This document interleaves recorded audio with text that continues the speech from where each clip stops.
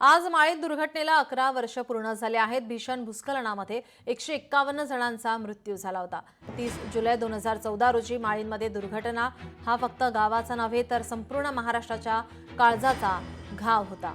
माळींप्रमाणेच पुढे तळीये आणि इरशाळवाडी गावावरही अशाच निसर्ग कोपाचा कहर कोसळला। या दुर्घटनांनी कित्येक घरं उद्ध्वस्त केली, अनेकांच्या आयुष्याची दिशा बदलून टाकली। आज माळींमध्ये उभ्या असलेल्या स्मृतिस्तंभाजवळ त्या हरवलेल्या चेहऱ्यांच्या आठवणी पुन्हा डोळ्यासमोर येतात। प्रत्येक माणसाच्या नावाने एक झाड लावण्यात आलंय। गाव पुनर्वसित झालंय, पण हरवलेली माणसं, त्यांची माया, त्यांचा श्वास तो परत मिळणं अशक्यच।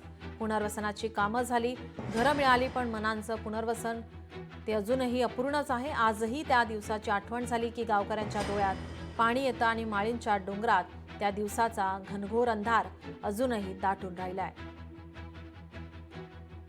आता आठवण आल्यानंतर कसे मुलं गेली, मित्रमंडळी गेले, चुलते मालते चुलती गेली, असं वाटतं आम्हाला जाऊ नये, अशा गोष्टी घडू नये कुठं इतर ठिकाणी बुवा।